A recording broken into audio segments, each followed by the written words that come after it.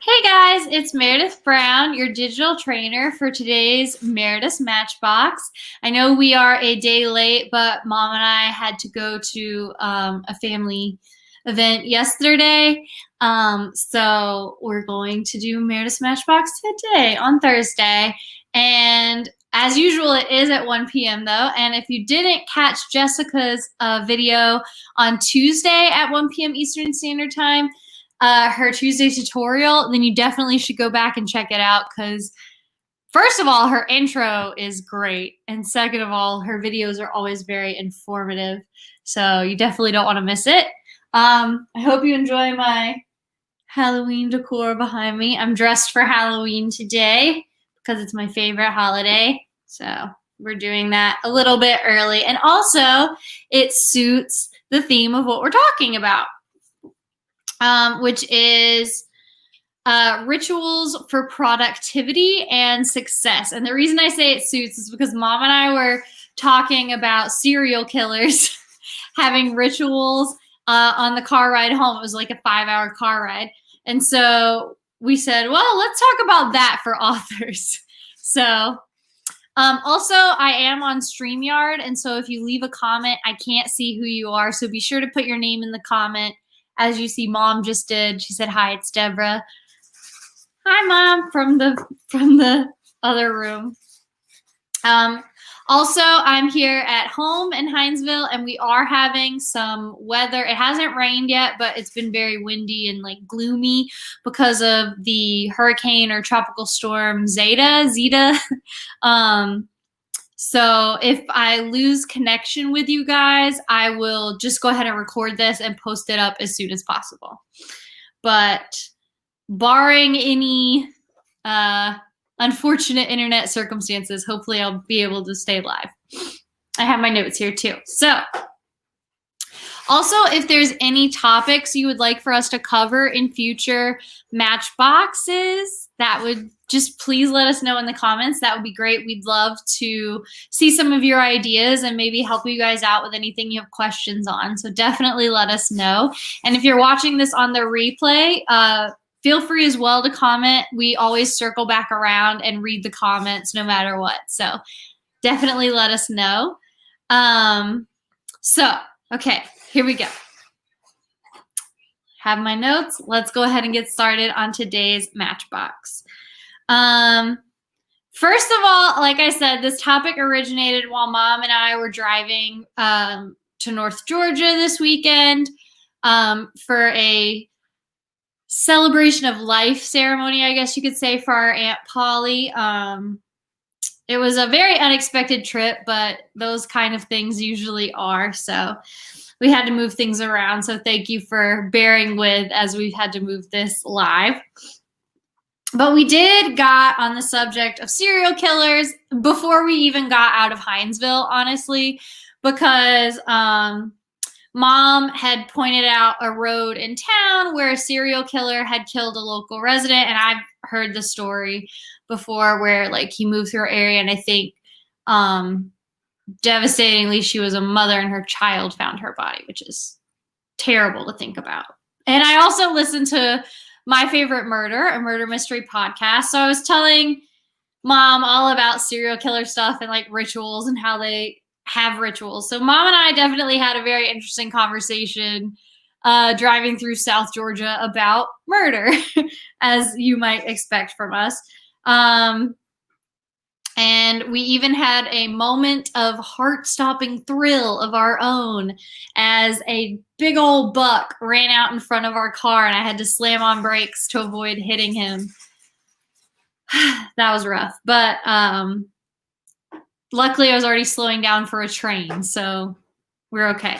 But to get back onto track, serial killers are very ritualistic, and that's part of what makes them so successful for so long.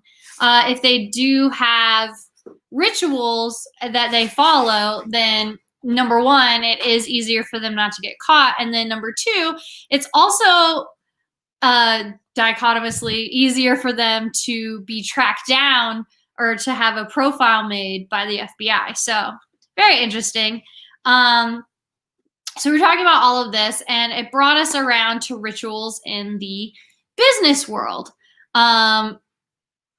For a variety of reasons, we started talking about CEOs and having rituals and maybe being sociopaths. But mom firmly believes in rituals for success and productivity. And if you know her, Deborah Brown, she's a type A, she's a Capricorn.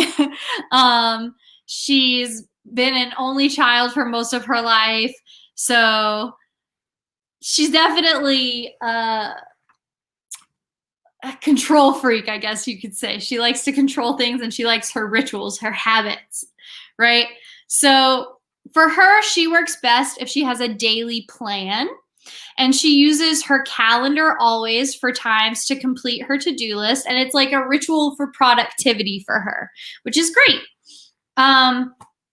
And then for me personally, I'm not that way with planning my day or my writing. If you're in the NaNoWriMo community, you've seen it called being a pantser. That means you fly by the seat of your pants. I'm a pantser when it comes to writing. And even on the organizational side of things, I'm terrible about keeping a calendar. I'm terrible about keeping a to-do list. I just don't keep up with them well. But I have learned a lot about how to use them, and I've been trying with our planner, and I've definitely used it more this year than I've ever used a planner before. So hopefully I'm on the right track. But I've definitely learned that you are more productive if you have a plan, or at the very least a to-do list. And so Jessica is going to pop a link to our digital planner that you could pick up in our Etsy shop in the comments. So if you want to grab that, that's a great option for you that you can access on your phone or your tablet right there at any time. You don't necessarily have to, find a pen or whatever. So that's something to keep in mind. But so today we are going to focus on rituals and productivity. We've talked about productivity a whole lot in Authors Ignite. And that we believe that the key to being a successful, productive author who makes a profit on their books, right, is getting your work written, published, and into distribution with a marketing plan along with it that sells books and elevates your author brand. So basically, you just need to work faster and also more efficiently and start marketing your work basically at the time of book concept. We've talked about this a billion times before, right? So how do you set yourself up for success? So here's some ideas from Deborah Brown and I for how to do that. And again, mom has had a very successful marketing career and also a writing career with international acclaim. She's written for anthologies and various projects. And also when we've worked with author clients, we've helped them reach international acclaim as well. So these are our 3 rituals for productivity that will help you maximize your time as an author. Number 1, the getting up ritual. And this one, you may not think it's as huge as it is, but it is huge. So mom sets her alarm every morning and does not hit snooze on it because she can't, because we have 5 cats. Sorry, we have 5 cats. And she has a plan of action for her day. And it always starts with feeding the cats. That's why she can't hit snooze, because they're in there meowing. But the first thing she does is drink a whole bottle of water. And what that does is it helps clear your mind out. It gets you energized. It brings you that energy for the rest of the day. It gets you hydrated, which is super important. And then she does a protein shake in the morning or a meal for breakfast, but usually she does a protein shake and then takes her supplements. And then while she's drinking her shake, she reads, a business book on her Kindle, or if she has the hard copy. But usually we're Kindle people, so she's reading it on her Kindle. And this helps put her first thing in the morning in a business mindset. She's ready to go. She's already been productive by drinking some of her water and having her protein shake and getting her mind focused on business. So basically this getting up ritual programs your body and mind, especially if you do it for long enough. It programs you into getting ready to achieve that high yield work period that she always schedules for herself for the remainder of the day. And I've noticed with me as well, if I do go to bed a bit earlier and wake up a bit earlier, around 9 or 10, then I can get things done throughout the day that I wouldn't otherwise. I notice if I sleep in late, like if I sleep in until 10, I kind of feel like I've lost a lot of the day. So if I can go ahead and get up early, it's so much easier to stick to your plan and your ritual when you get up early. And I don't know why that's the case, because I'm a huge fan of sleep, but it definitely is. And I used to say that I was a night owl and did my best work in writing at night, but I've found that that's really not the case. I was tricking myself into thinking that just because I preferred to stay up late. But that's really getting up early and getting a good start really does help. And Mom says my wake up ritual fuels my body and mind so I can be productive. Exactly. So number 2, this is the end of the workday ritual, right? So this is the polar opposite of waking up in the morning. And this is the single most effective way to set yourself up for success, which is determining and defining the work that needs to be done for the next day, which helps serve 3 different purposes, right? So first of all, it allows you to do a quick review of what you've accomplished during the day. And I personally believe it's always important to look at your accomplishments throughout the day to help you feel like, yeah, I did get a lot of stuff done, and it motivates you to do it again the next day. Maybe you didn't get as much done as you had planned, but you always do get some done. And so I think it's important to focus on the positive and keep that in mind no matter what.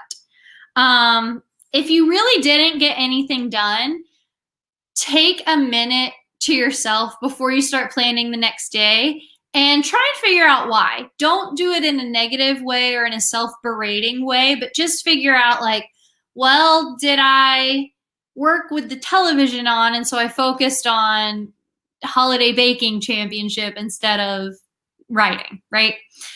Maybe you need to work without any sound in the background. No distractions.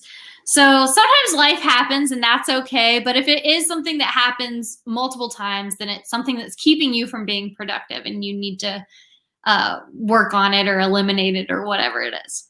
So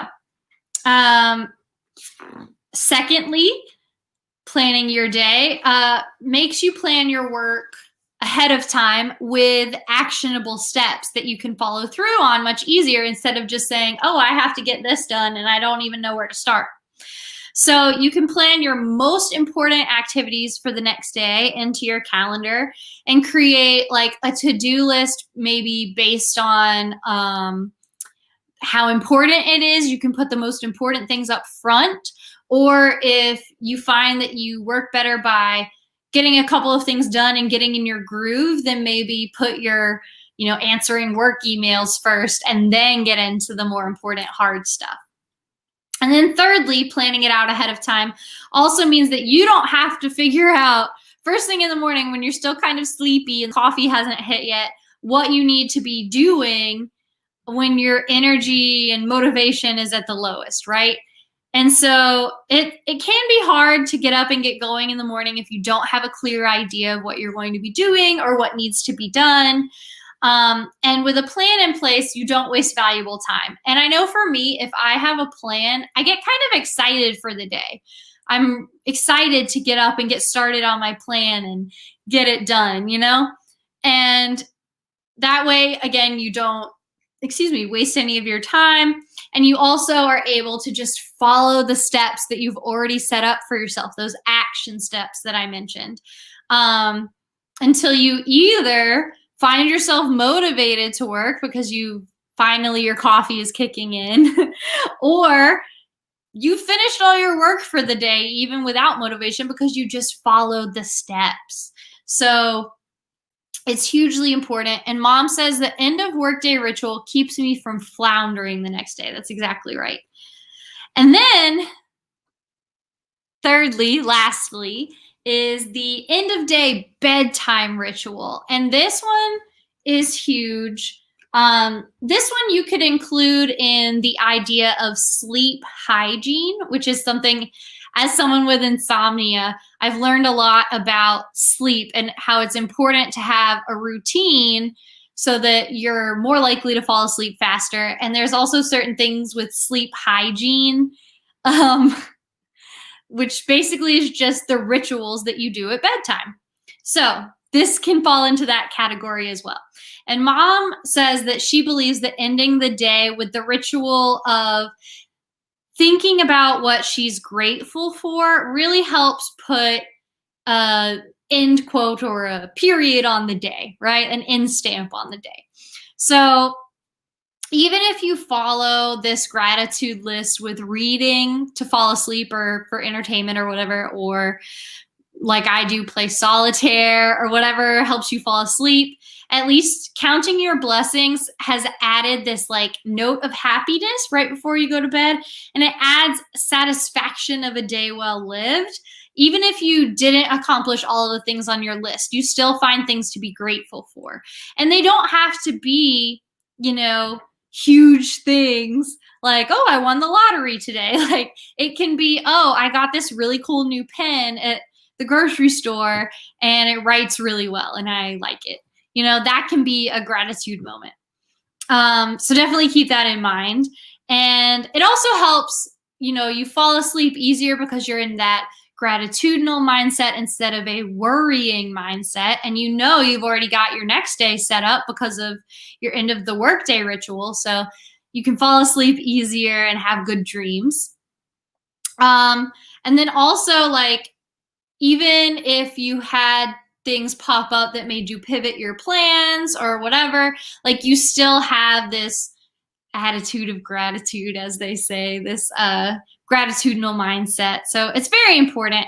And especially with mom, because she is type A, it's so easy for her to worry, and that will keep her from falling asleep. So if she goes through the things she's grateful for instead of worrying, it helps her fall asleep faster.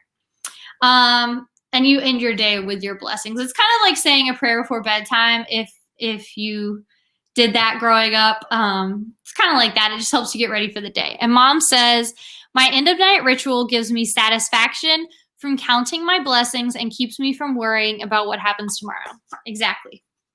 So for mom, combining these three rituals is a really powerful way to help boost her into productivity mode. And I also like to do them. I do the end of day work ritual type thing. I like to plan my next day first thing. So I'm like, I have to get this stuff done today. And then if I get this done, then I can do this tomorrow. That's just me.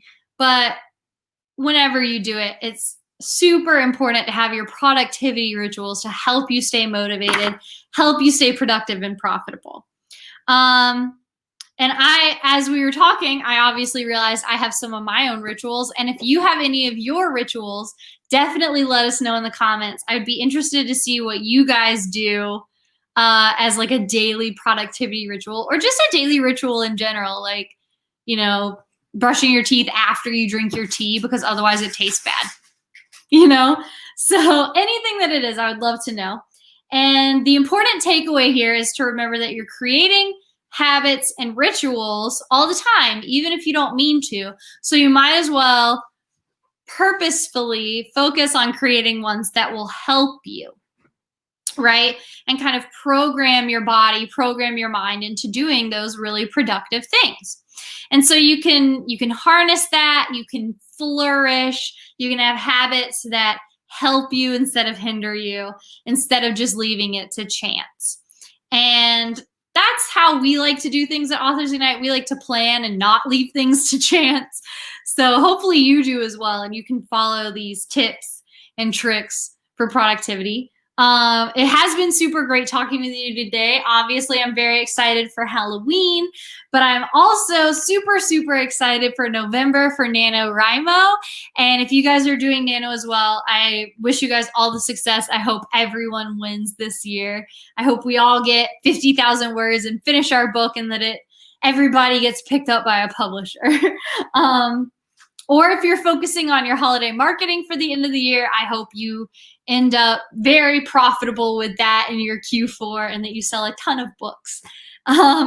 So last week I did share my tips for NaNoWriMo. So if you missed it, go ahead and check that out. Jessica's Tuesday tutorial was this week, so you can check the replay for that. It's honestly worth it just to see the video intro. She's so fun and she's hysterical as a human being. So you need to know about Jessica. If you need help with your holiday marketing plan, definitely check out our Ignite system for holiday marketing. It is a done for you holiday marketing plan that is literally plug and play, cut and paste, all of that good stuff with strategies, how-to tutorials and videos to tell you what to do, priority dates, and 150 holiday templates for social media engagement and book promotion. And I'll put the link for that in the comments as well. And we have some very fun things planned for this November, so check in often at Authors Ignite so we don't miss out on you guys and so that you don't miss out on us, because it's going to be great. I'm so excited. And until next time, remember that your book is the fuse and branding is the match. And we here at Authors Ignite are going to help you ignite your business, branding, and profitability. And I will see you guys next time. Goodbye from me and Horatio and the rain. Have a great Halloween.